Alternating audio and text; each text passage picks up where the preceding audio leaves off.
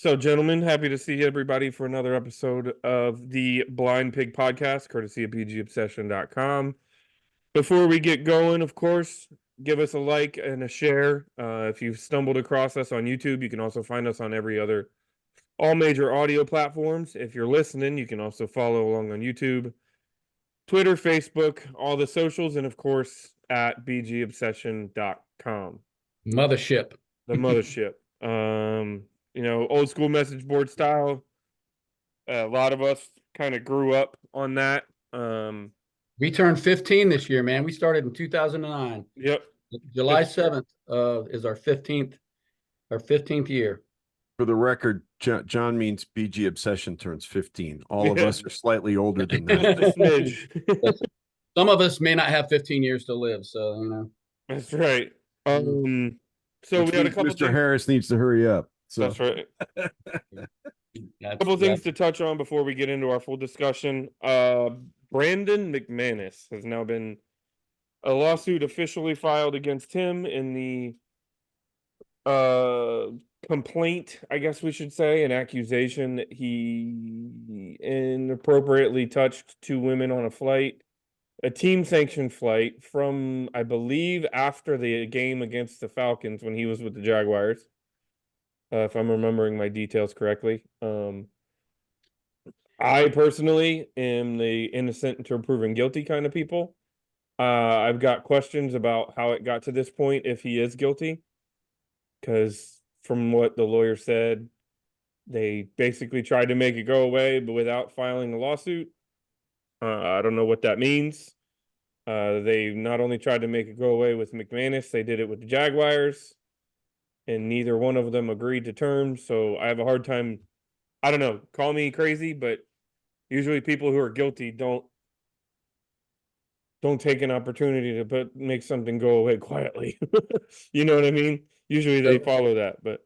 So I got a couple thoughts. I guess the first thing I was thinking about on my way to work this morning, because I heard somebody talking about it on the radio, was, we spent like the last 3 years talking about like being pretty vocal for football website guys, pretty vocal about like sexual harassment and misogyny and abuse and hostile workplace for women. And we've had Megan Imbert on and other people who've been really eloquent about it and given us perspectives we probably don't have as a male. So, I always have that in the back of my mind because I think I've learned a lot the last couple of years, and our team history has not been great, right? Over the last, I don't want to say the last couple of years, but prior to that. So I keep that in my mind. I guess the one thing I would say, Derek, I kind of agree with you that you can't be firing guys based on a lawsuit. I mean, you have to have some basis for what actually happened. And the only thing I would say is, we're not criminal charges, obviously, because this is like a civil suit. Correct. They're suing McManus and the Jaguars, but you also got to look at how many friendly witnesses are they going to be able to get other than each other to whatever went on. I mean, I just tend to think that those players, even if this did happen and McManus is a total pig, I think you're going to be hard pressed to find teammates of his that are going to want to like testify or make statements damning him. I think they have a tough hill to climb on that front. But well, let me clarify. If he's guilty of it, he's a scumbag and he deserves everything. right. You know what I mean? Like, but how do you prove something like that with right. I am not going to sit. When I said what I said was just that I do want to believe in innocent until proven guilty. And if it comes out that he's guilty, then I am not defending him. You know what I mean? At all. It's just, and I'm not looking past it because he's a kicker and he plays for our team.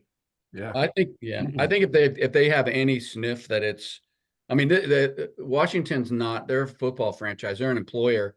They're not, a court of law. So they don't have, all they have to do is believe that he's did whatever he's accused of. They don't have to prove it or anything else. They don't even have to believe that. They could just say, you know what, we don't want to deal with it and release well, him. They could. Yep. I've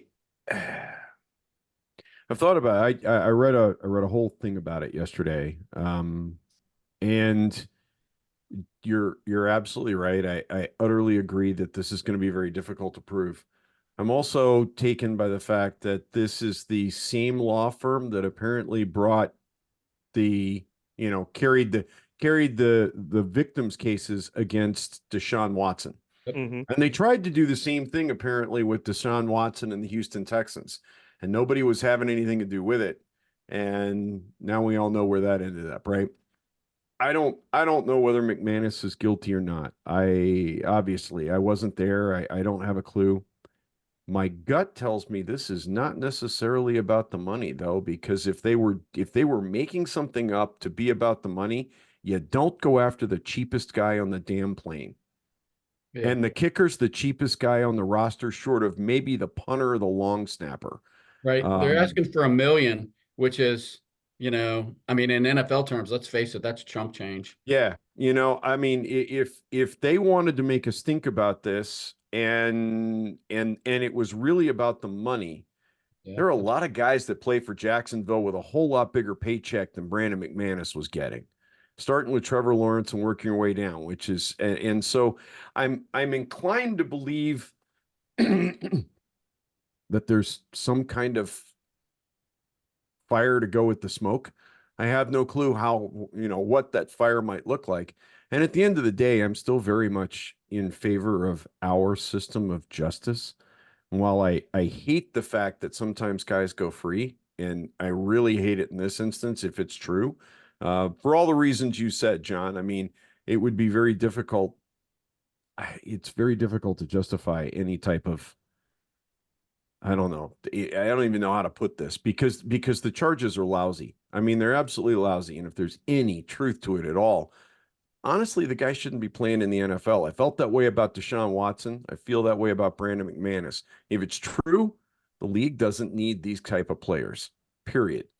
And I think letting them play in any way, shape, or form, regardless of whether or not they pay or don't pay, is bad. But that's just me. And again, the league, just like the team, doesn't have to prove anything. All they have to say is, you know what? Don't want to deal with it. So, I think the layer of this is I agree. If he's guilty of it, he has no right. But there are instances of false accusations, even in situations that don't make sense. mm-hmm. Like the Duke lacrosse boys. You know what I mean? They have no money to offer. You know what I mean? They're college kids. Why were they targeted? You know what I mean? So there's a lot there, but and you're not wrong. And if the guy's a scumbag, he's a scumbag, and he deserves to be punished for it. He shouldn't be getting paid millions of dollars. He should pay for that. But Paul, anything on that? The only thing I was gonna say in regards to this guy, and I guess I'm gonna tie it to the football field, because we've had our share of drama over the years, and my first my first reaction when I heard this was, oh my goodness, like not again. We don't need this type of stuff. Like it seems as though we've just started to turn the corner in terms of talking about football related matters. And then all of a sudden something like this popped up, and it just brings back some of those old um unpleasant memories when it comes to this franchise. But strictly speaking, from a football standpoint, I mean, when you look at this guy, this was probably the one free agent signing where I kind of scratched my head at it. Um, I think he was like an 80% field goal kicker last year, and the year before he was under 80%. So, I mean, things like this aren't helping the guy's cause, right? And again, you don't know if he's guilty or not, but certainly not a good look for him. And, certainly doesn't help his cause. And Yeah. the other thing, back to the football field, to your point, is now the team is probably going to have to work guys out because they don't know the outcome, right? The last thing we need to go is week 3 it come down that he's suspended, and then now we're scrambling to try to put a kicker on the field. You know what I mean? Like, Yeah. Right, Joey Sly's out there. yeah. There's a couple of them. All right, next hot topic. Chris White has been named a director of pro scouting, formerly of the Detroit Lions. He was there. He was their, I believe, assistant director of pro scouting in 2022 and leading up to the draft in 23 and 24. So another guy comes from outside, from another franchise. So now we've added Baltimore, San Francisco, Detroit, and I think that's it for our big mainstay kind of big name player evaluators. So Adam Peters just continues to add to his his all-star cast of, well, we hope to be all-star cast of player talent evaluation. I just want to know what kind of crazy ass topsy-turvy world we live in now where we're sniping talent from the Lions. That just seems, I know they've had a good couple of seasons.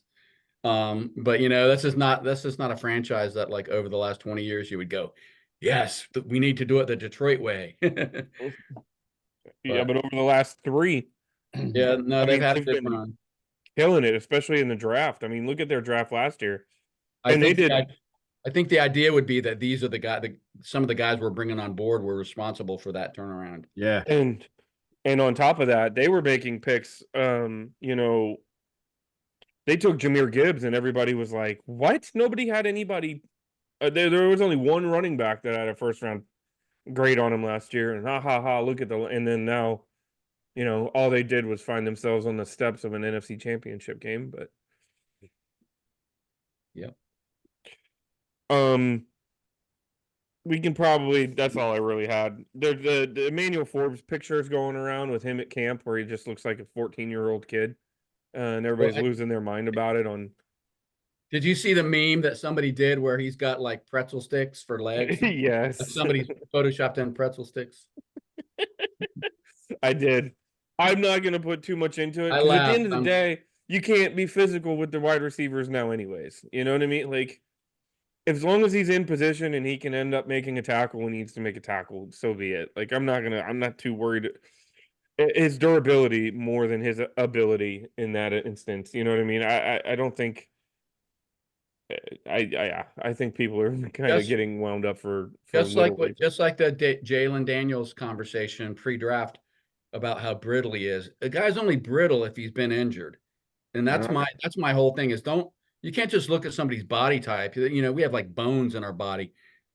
Maybe he's got big bones and not much meat on those bones, but I just think it's kind of silly to argue that people are brittle when they haven't had major injury histories. And I don't know that Forbes has had a major injury history. So he's, I mean, I don't know. Until he starts getting, limbs broken like twigs, then I'm not going to worry too much about that. In fact, I don't think he had any injuries in college. I think he played pretty much every single game. once he got into the starting lineup, I'm pretty sure he played I'm almost positive I remember reading that. He had a couple of minor injuries last year, but they were the kind of things you kind of got the impression that he, if we'd been in playoff contention and he'd been a key player, he almost could have played through. Was kind of the impression I got from the way they were built. In fact, it almost felt a couple of times like they used injuries as an excuse to get him off the field and out of the line of fire that they wouldn't have done if he'd been Darryl Green, and so I'm with you, John. Don't get me wrong. I mean, I look at some of these guys and I look at their bodies and I recognize the kind of abuse that goes on in the NFL, but I also know that Barry Sanders had the body to be a running back, and yet I'm not sure anybody ever really stood the guy up because you never got a clean hit. And if you're one of those players where guys don't get clean hits, I don't know. Time will tell. Time will tell. The problem is it's easy to pick on guys like Forbes and point to their body type and their size and whatnot and their weight. It's easy to do that type of stuff when you haven't produced in the league. And given the guys draft position, people are going to naturally be led to pick on those types of things when you essentially fail, given where you were picked in the draft, right? So I think if the production begins to come around, I think that type of talk will go away. People are so they pick and choose when to make these arguments. Like, I don't hear anyone saying Cole Turner's frail. Well, Cole Turner hasn't been able to stay on the field more than 15 minutes since he was drafted. And I didn't hear it with Logan Thomas. I mean, maybe you heard people upset because he was off the field so much with injuries, but I never heard he was brittle or it was his body type. I mean, I don't know. I think it's overblown. And Well, the other thing is, did you guys see what Lamar Jackson's oh yeah, weight is now? yeah, he's down to like 205 or something. 205. Like, and that guy is if there's anybody that you could look at and say is set up and is liable to take more hits. Yep, he's reckless, plays recklessly than anybody, it's Lamar Jackson. But Well, anyway. but he really didn't this last year, and I almost wonder if that isn't, if he didn't work so much on changing his style of play, and they built the offense now to be less about Lamar Jackson running and more about Lamar Jackson throwing. And maybe this is a move to be physically more that quarterback rather than the guy that takes off and runs. I don't know. It's pure speculation on my part. But maybe he feels like he'll play better as a pocket passer if he drops a little bit of weight than as a running passer. I don't know. Just a thought. I think he even has said it was to increase his speed. But who knows? I don't know. All right. John had a little interesting little project for us for this, I guess if you want to call it that, or an activity. Pick a draft pick and pick a veteran to kind of free agent veteran to kind of plant your flag hypothetically about they're going to have an impact. So John, I guess we can start with rookies and do rookies and then come back to the vets. And Sure. since this was your brainchild, I said, I guess I'll let you tee things off. Yeah, so I chose Ben Sinnott as my rookie, the guy. I think you can make an argument, which is why I wanted to do this exercise.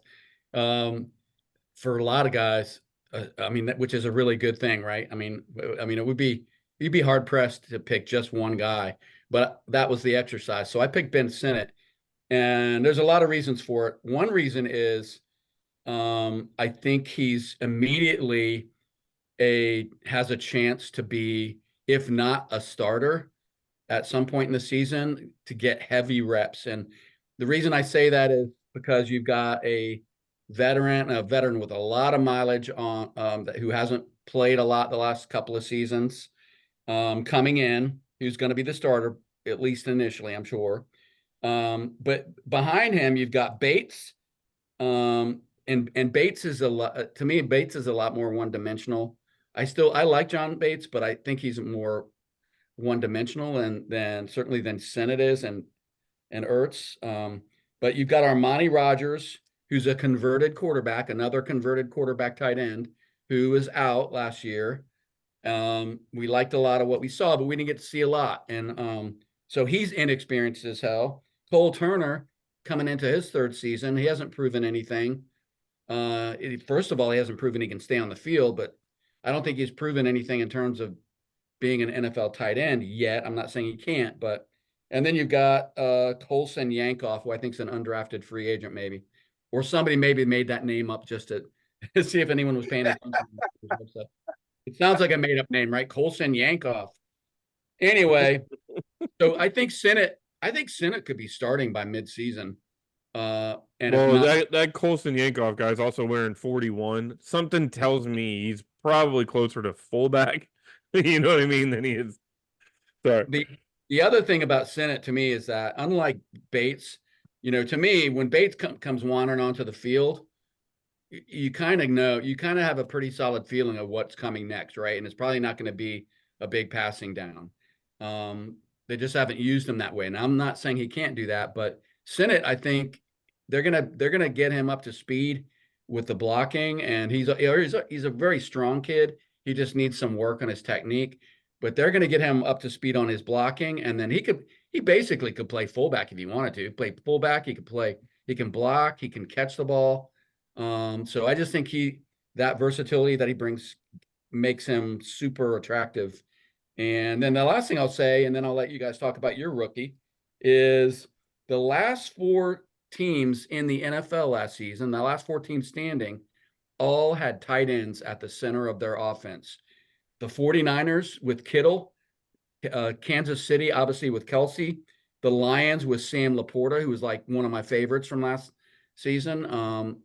And then the Ravens, had that tandem of Mark Andrew and Isaiah Likely. So all 4 teams had a huge tight end component to their offense, and I think guys like Shen probably have taken note of that, and Kingsbury. So I think they're going to look to really make the tight end a big part of the offense. Oh yeah, I think also to your point, you can argue that we're going to see multiple 2 tight end sets.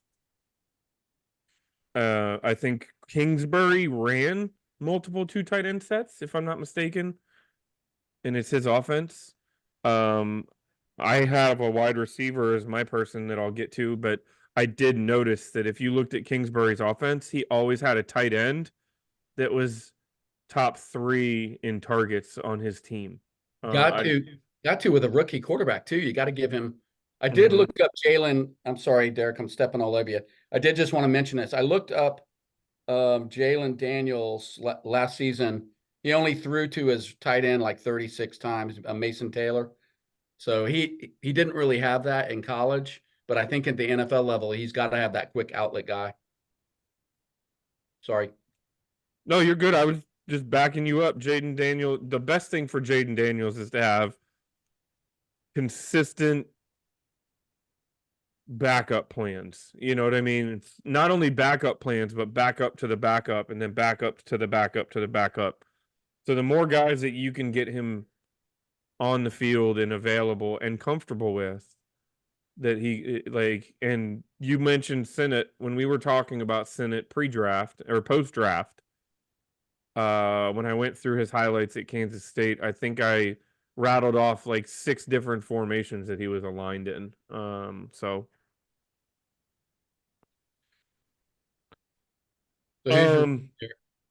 next up, Bob, do you want to take a shot here? Yeah, so I went with Brandon Coleman. I don't think it's any secret that most fans have felt like offensive line was a let's just say underappreciated, undervalued, and under drafted for quite a while. And I think most of us fully expected to see a left tackle almost immediately after quarterback. I know I did. Every mock I did had a left tackle in that number 36 spot. And that's really what I expected the team to do. And then they didn't. And then they traded the 40 spot. And I was like, I don't know what's going on here. And then we drafted a DB with the pick we got for, and I was just like, all right, lost. I didn't know what the plan was. So they bring in Brandon Coleman, who was projected to be a guard. And from day one, Adam Peters has said, this guy's our left tackle. And so I got kind of curious, and I think I'm kind of a believer now.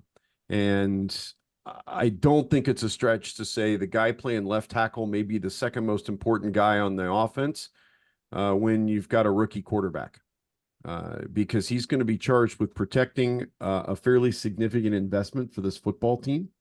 And I think they've got him penciled in as a starter. I mean, if you look at all of the tackles on the roster at the moment, you kind of have to assume that Brandon Coleman is who they're thinking is going to start in that LT spot. So some things that kind of caught my eye when I started digging around. I have never paid attention to this particular set of numbers before. He was one of the most athletic linemen at this year's combine. They have a cumulative score called the relative athletic score, or RAS score, which I've never paid much attention to. He scored a 9.97 on a scale of 10. So he's 3/100ths of a point off a perfect score in this relative athletic score system that they've got at the combine. To give you an idea of how rare that is, he ranks 5th out of 1,524 offensive guards at the combine from 1987 to 2024, which is probably why Adam Peters thinks he's got what it takes to play left tackle, because the guy is just ridiculously athletic. I've also been paying attention to the training tape that's been coming out of Ashburn. Now, granted, they aren't going to show us anybody landing on their face. That does not seem productive, and it doesn't seem like the kind of thing that the Peters Quinn organization is going to do. But first of all, this guy is a very mobile mountain. And second of all, he looks really, really good, even against veteran defensive players. He's not taking anything. He's not giving anything up. And I don't know. He doesn't look like a rookie to me. Granted, nobody's got pads on. We're not hitting anybody. There's definitive limits to what's happening out there right now. But even so, he doesn't look lost. And I'm pretty darn thrilled. By the way, he also ran a 4.99, which was the 5th fastest 40 time this year for an offensive lineman. There were not a lot of guys, even a lot of guys drafted ahead of him, that showed up better at the combine than he did. Now, granted, maybe he's a great workout warrior. He's got a very interesting past. If you've dug into it, he didn't play a lot of football prior to college. He grew up in Berlin, Germany. Moved back to the United States as like a junior in high school, played in Denton, right here in Texas, played 2 years, played defensive lineman as a junior, played offensive lineman as a senior, went and did 2 years of JUCO, and was the number 7 rated JUCO transfer in the nation when he made the move to TCU. And then all he did was solidify the left tackle spot at TCU for 2 years, 3 years, played on their national championship game team. Granted, they lost that game, but still, he started on the team that went to the national championship game. Not shabby. So I'm a little excited. And I think this kid, I please understand, I am not saying he's the next Williams or Samuels or Lachey or Jacoby. But when you consider, and no offense to Leno, because I think Charles Leno was exactly what we needed when we got him, and he was great for this team for several years. But I think this is exactly what we're kind of looking for at left tackle, and he could turn out to be one of the surprises of this year's draft. And if that's the case, I think he's going to be a monumental piece to this team for quite a while. Yeah, that's a good one. If I'm not mistaken, he played 4 games at right tackle, 11 games at left guard, 13 games at left tackle, and then in his final season played in 11 games with 7 at left tackle and 4 at left guard. Don't say it. Versatility. I'm not going to say the. Oh no! What John was afraid you were going to say position flex. I know exactly. I wasn't. Oh, sorry. Okay, my bad. All right, it's just trying to be helpful. Yeah. So, yeah, that is a good one. So, Paul, you're up. And what rookie? Who's your rookie? Impact rookie in 2024? Yeah, no. Before I get into my guy, I just wanted to add one quick comment in regards to Coleman. I just wanted to say, how nice would it be if we can have a left tackle and quarterback tandem that is married to one another for the next 12 years here? I mean, that would be phenomenal. And right? have gotten it in the 3rd round. Yeah. Oh, by the way, Paul, I'm glad you said that, because we excluded Jaden Daniels from this. I think we all probably would say, yeah, Jaden Daniels is going to be the most impactful player, rookie Yeah. player. We excluded him. Absolutely. So, anyways, the guy I have is Mike Sandristil, our rookie cornerback out of Michigan. And when I thought about this question about, what rookie is going to come in and make the largest impact, one of the things that I took into consideration was, well, what positional unit is one of our most needy? And obviously, defensive back and cornerback, especially, is a very, very needy unit. When you look at our current depth chart, we got Emmanuel Forbes. The guy might potentially be out of the league in a few years if he keeps playing the way he's playing. St. Juste had a down year. We brought in Michael Davis. We got Quan Martin, who showed a bit in the last month or so of the season. Beyond that, there's nothing. Keep in mind, we also lost Kendall Fuller, who's been one of our most consistent defensive backs over the last several years. So, I mean, considering the concerns on our depth chart, I think that Sandra still has a great opportunity to come in and make an immediate impact. It can't get much worse than it was a year ago. We were 32nd, like last in the league in points per game given up. We gave up 39 passing touchdowns, which was the most in the NFL. If you're looking for a player that's going to be able to come in day one and probably be given an opportunity to play a significant role and get a ton of snaps, I think Sandra Still will probably be one of the rookies that we rely most heavily on. So just from that standpoint alone, I think he can make an impact if he comes in and plays the way he's capable of playing. I also think he can be a difference maker this year because he's got that playmaking ability. As a team last year, we only had I think it was 7 or 8 interceptions. It was basically next to nothing. So you need guys on defense that are going to take the ball away and set the table for the offense. We've seriously lacked in that department. And Sandra still did that in his career at Michigan. All he did was make big play after big play. He had 6 interceptions, 2 forced fumbles last year. He had 232 interception return yards on the season. I mean, those are some phenomenal stats. If you guys remember back to the national championship game as well, he had a game-sealing interception. So, he's able to make those big plays in a big moment, or at least he's shown that to this point in his career. If he can come in and give us 3 to 4 takeaways as a rookie, I think this team is going to be leaps and bounds ahead of where it was in the defensive secondary a year ago. Why else do I think he can be an impactful player? Because he's a pretty physical player. And I think that next year is going to be as much about establishing a defensive identity as compared to anything else. That will be one of the most important elements of our team next year, establishing an identity. And he's just one of those fiery players. He's a physical player. He's got that grit. He's not going to back down. And I think that is going to tie in nicely into that aggressive and violent defense that Joe Witt and Dan Quinn have been talking about establishing here.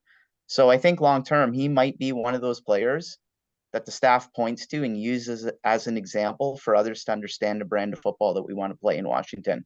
So, I think from that standpoint, he can be a pretty important player down the road for us.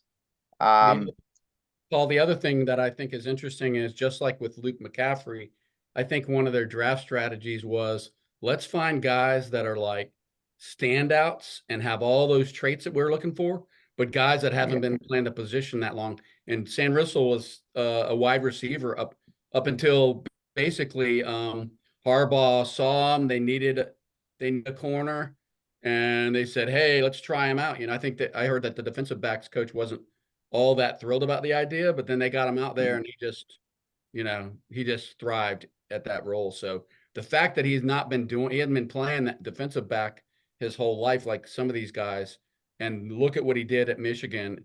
I heard on the Galdi show that they had him rated as possibly the second best defensive back in Michigan defensive history. Woo. I don't know if that's accurate or not, but and the national championship probably, helps along with that argument. But they said he's just one of the most highly thought of players to come out of Michigan in a long time.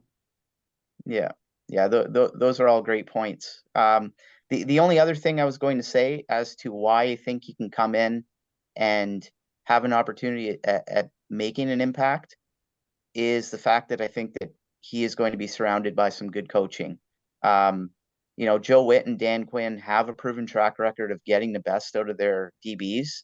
They showed that, or Witt did that last year with Deron Bland. Trayvon Diggs is a pretty impactful player in Dallas's defensive secondary as well. So you have to believe that the coaching factor is only going to help Sainris still, and that they're going to put him in a situation where he's set up to succeed. So I don't know. I think that this is a guy that has a real shot of impressing us early on in his career, and I'm quite excited to see the positive impact that he hopefully has on this defensive secondary, because we certainly need some impactful players back there.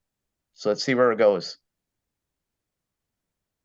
All right, well, I guess I'm up next. The guy I have is Luke McCaffrey, and similar to what Paul mentioned, I'm looking at the opposite side of the ball with kind of the same lens.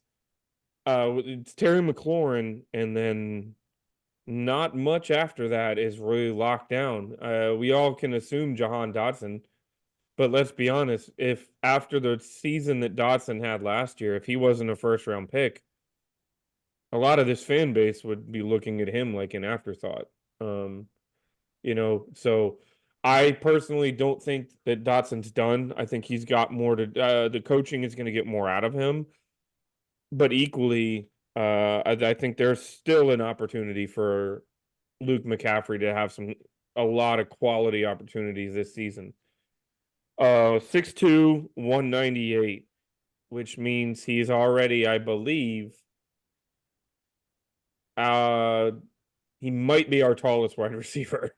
And I kind of say that jokingly, but looking at Terry McLaurin, Jahan Dotson, Jamison Crowder, I want to say Mitchell Tinsley's not very tall. I believe there's we might have had a vet or two. As I go through the wide receivers, I actually have the depth chart or the roster in front of me. Kaz Allen is 5'8", De'Ami Brown 6 foot, Demir Bird 5'9", Jamison Crowder 5'9", Davion Davis 5'11", Jahan Dotson 5'11", Luke McCaffrey 6'2", Terry McLaurin 6 foot, Dax Milne 6'1", Marcus Rosemary, Jack Saint 6'1", Mitchell Tinsley 6'1", and then there's we got a bunch of Smurfs is what we got. And then there's Bryson Tremaine, who's 6'4" and 212. Who I believe was a practice squad type last year in camp fodder. So he comes in and he's instantly the second tallest guy on the roster in the wide receiver room. He ran a 4.46. Everybody's slotting him to be a slot receiver, no pun intended. But I'm not totally convinced that that's the only place he's going to play.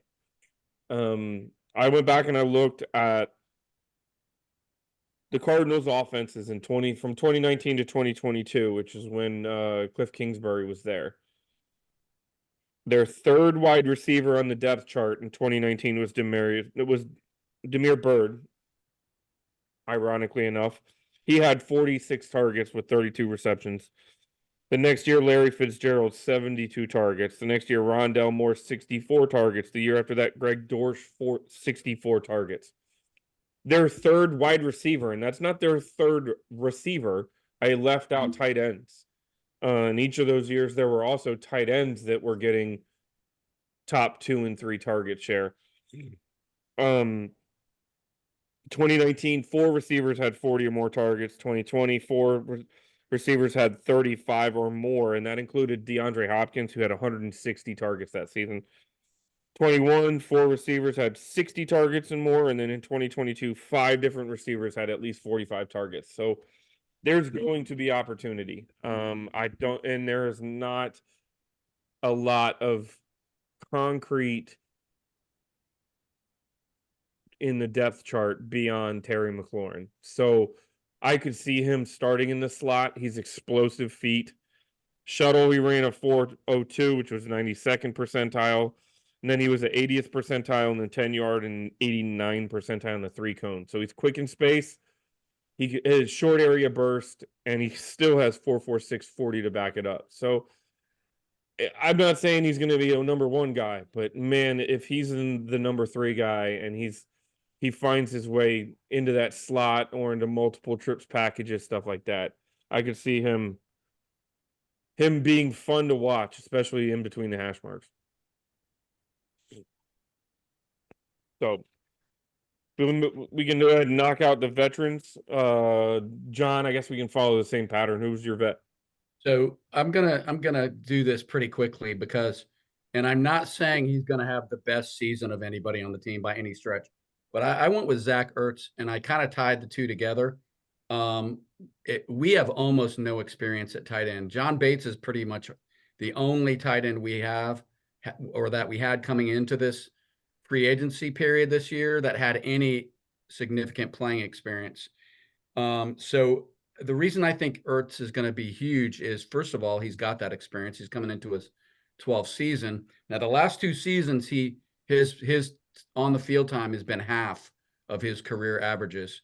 So, but in 2021, even in 2021, he had a super solid year, 74 catches, 763 yards. And the other thing to keep in mind is he's played 21 games in a Cliff Kingsbury offense.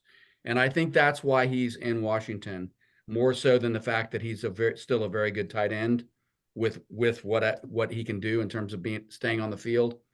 But I think they brought him in to teach this tight end room how to be professional tight ends. So whether it's Cole Turner, whether obviously Ben Sinnott, who I talked about, who the team must think very highly of Sinnott because they drafted him in the 2nd round when a lot of what I heard before the draft was like 4th round, 5th round. I'm not saying they overdrafted him at all, but in terms of all the mock databases out there, I never saw him anywhere near the 2nd round pre-draft in the stuff that I looked at. So anyway, I think Zach Ertz is going to be super important because of everything else I already said, which is that we're going to run a lot of tight end focused plays. And he's the only tight end on this roster that really has proven he can do it over and over and over again. And he's going to coach. He's going to be that coach on the field and the coach on the practice field for the young guys. And I'll also say, somebody's dead man walking because I think we'll keep 4 tight ends. So that means either Armani Rogers, Cole Turner, one of those guys is not going to be on the 53-man roster. So it'll be interesting to watch. To your point, John, too, I think his importance goes well beyond the field of play. It's not going to show up in a stat sheet. We didn't really have a leader who had been there in the tight end room. You know what I mean? Mm-hmm. Terry McLaurin was the leader, right? And he's great, but I'm talking about specifically in the tight end room. Oh yeah, you know what I mean? I think we've had problem children in the tight end room. And Jesus, now my brain just went totally blank. And the guy who we've had for the last couple of years, Logan Thomas. Logan Thomas. Logan Paulson. Yeah, that guy too. Logan Thomas, was a leader, but he was never he's never been there. He's never seen winning. He was vocal. I don't think he was a leader. I think he's probably a bad. Zach Ertz is the kind of guy that can walk up to Ben Sinnott and Armani Rogers and Cole Turner and say, "Hold on, look at what your feet are doing. Now do this." You know what I mean?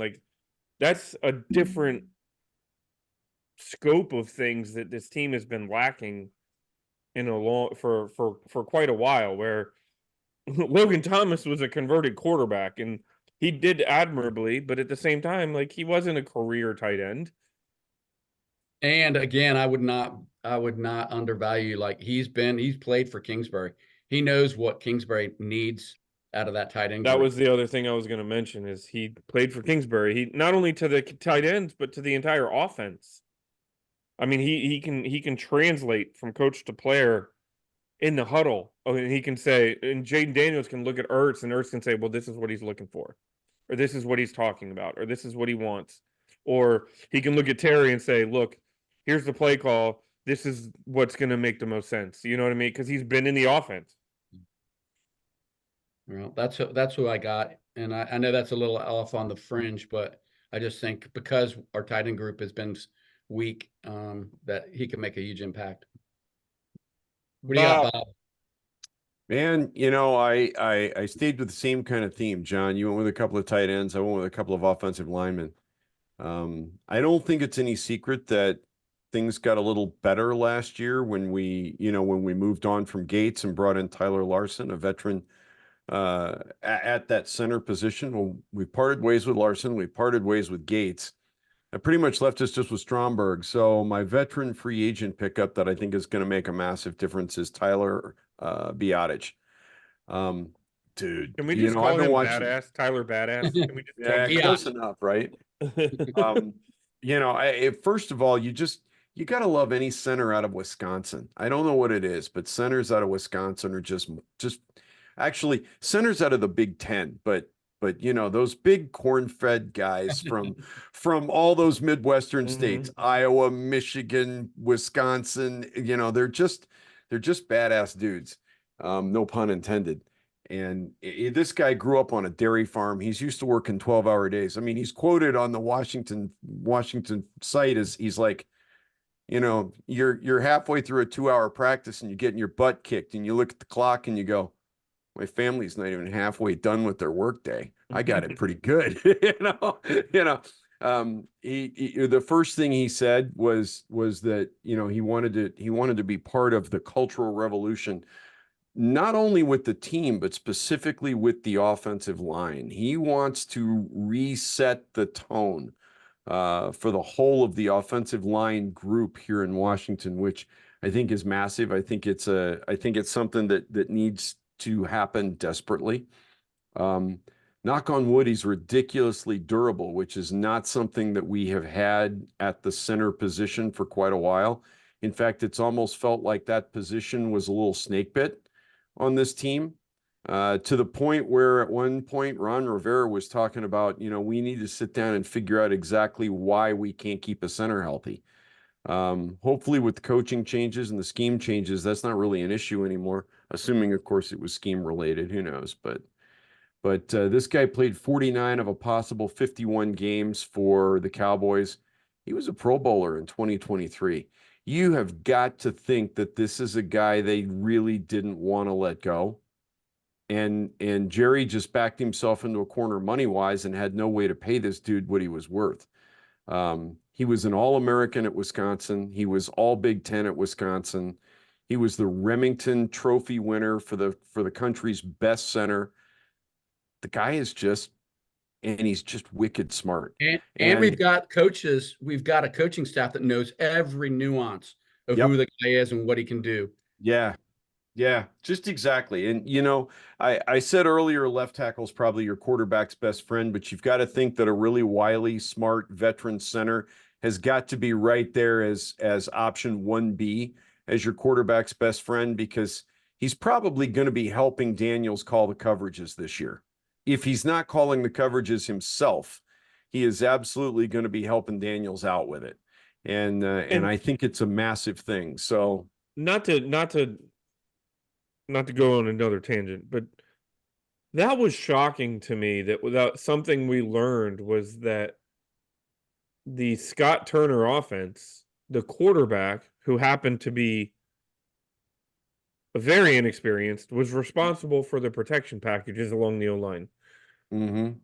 So I hope with the coaching that responsibility shifts off the quarterback and goes back to the center, because I think that's the more traditional format, right? Where the center manages the O-line and then the quarterback manages all the other stuff. Yeah, I would agree with that. And maybe someday Jaden Daniels grows into being the guy that calls all the coverages. Maybe he turns into Tom Brady or Peyton Manning intellectually, right? And because I feel like those guys probably called all their own coverages. They knew what they were going to do with the football better than anybody on the field. But a rookie's not going to be that guy.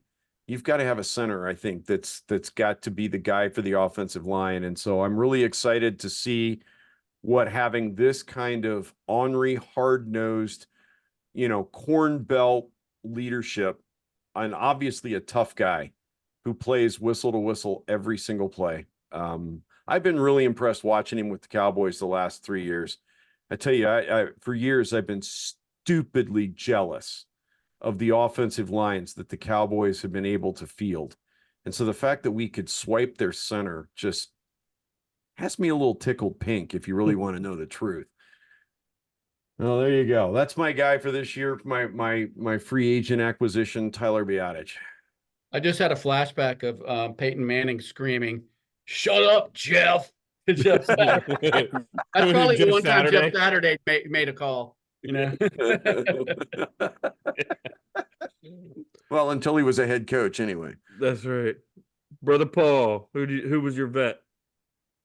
Yeah, I chose Austin Eckler for this, and I'm quite excited about him and the impact that he can potentially have with this game or with this team.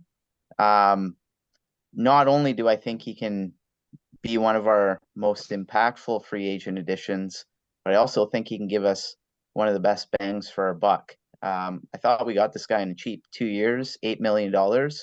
In the grand scheme of things, for a team that needs a jolt on offense, I think it's peanuts. Now, that all being said, I know this guy had a down year last year. He had an ankle injury that he was nursing. He's 29 years old. And with running backs, you kind of get scared when they get into that territory in terms of age. But if you cast last season aside, the fact is we're getting one of the most productive running backs in the league over the last several years. In 21 and 22, he had over 900 rushing yards and over 600 receiving yards in each of those seasons. And he had an insane 38 total touchdowns between those 2 years. I mean, we're not that far removed from that level of production. Yep.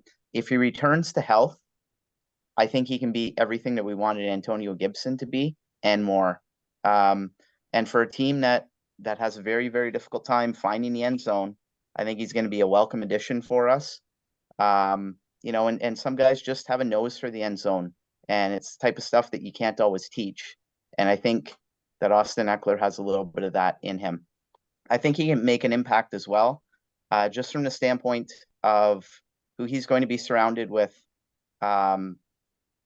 In terms of the coaching staff, he's got Anthony Lynn, who is our running back coach, and I believe our run game coordinator. Is that correct?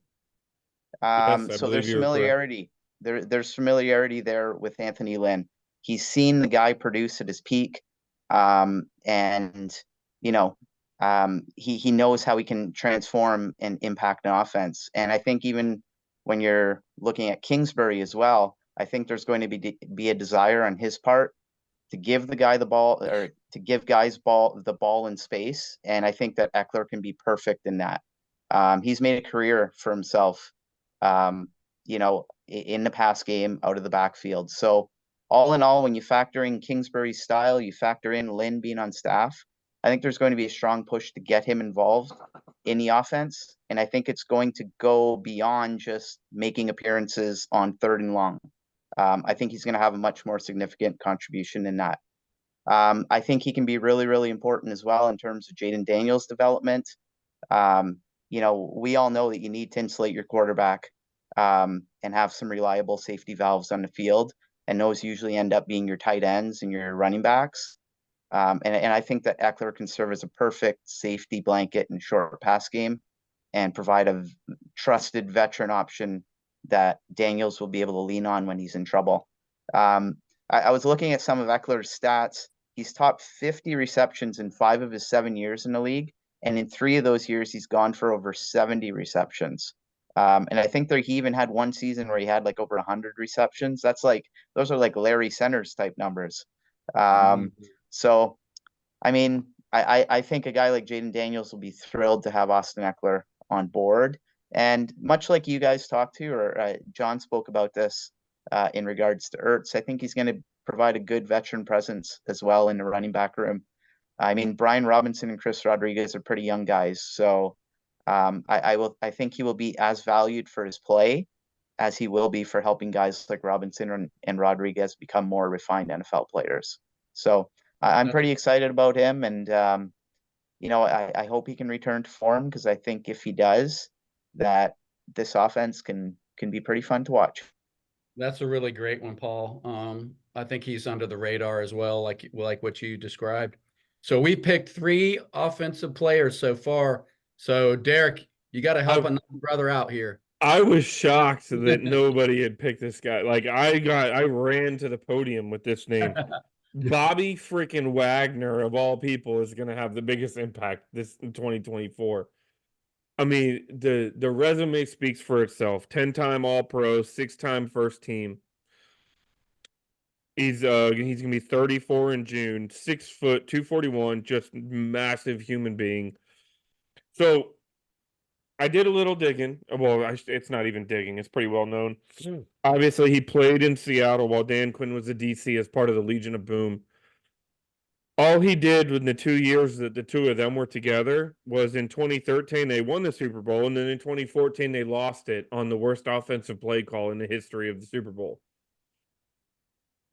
In addition to that, Ken Norton Jr., who happens to be our linebacker coach, was his linebacker coach in Seattle at the same time. So, and Bobby Wagner was quoted talking about Norton, saying he is, quote, he's like my favorite coach of all time. So he was excited to actually come here and play for Quinn and Norton. And it does make you look at, he signed a 1-year deal and it's only at $8 million, 6.5 guaranteed. But if this guy balls out, I mean, a 2 to 3 year extension mid-season or in the offseason, I don't think it's completely out of the realm of possibility. And even if he's on the downturn, his effect on guys like Lavu and Jamin Davis might be immeasurable. You know what I mean? Like, these guys might, in Jordan McGee, the kid we got out of Temple, is that like these guys are gonna, just being in the room with him is gonna be something that is that we may never really be able to gauge. Oh, and by the way, he just happened to have 186 tackles last season, so it's not like he's coming in to just be a coach.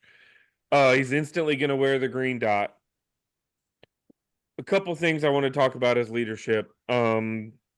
There's an interview with Cosme that I shared on bgobsession.com, and if you have not heard it, it is just boggling. And I'll paraphrase a little bit, but Sam Cosme said they broke the huddle in camp, come to the line, he gets in his 3-point stance, looks up, and Bobby Wagner immediately starts yelling, he's pulling, he's pulling, he's pulling. And Cosme is blown away because he's like, I'm legitimately going out of my way to disguise this. And immediately he could tell that what I was doing. So this is a 2-layer thing here. One, now Bobby Wagner can be communicating this to the defense and they can have a better understanding of the offense. And 2, Cosme later went to him and said, what the hell was going, how did you know? And Wagner told him what he saw and was explaining to him how to better disguise it. So having a guy like that on the field could just completely change the dynamic of both sides of the ball. Another little tidbit, he was in the middle of a press conference and I guess Jeremy Reeves was messing with him off camera. And if you the video, I'll post both of these videos or links on from x.com where you can watch it. And he kind of he stops mid-interview on the podium. He looks over at Jeremy Reeves and goes, "Hey, you got to grow up." You know what I mean? Like I'm working here. I'm on the cameras now. This is, and he's kind of half joking. You could tell he's not serious. He's not angry, but at the same time, I guess Reeves. Oh, he was serious. He just wasn't angry. Right. He was I like, guess it's not, Reeves' you know, Reeves' it's like response was he turned and walked away, and it's kind of like you look at situations like that, and you look at that personality, that man, you know, that alpha dog, in every aspect of it to be a professional is something that we haven't seen, and we have guys like John Allen. I'm not taking anything away from Allen. I'm not taking away from those guys. They're professionals, but this guy is like. This guy is not only a professional, this guy has been a professional.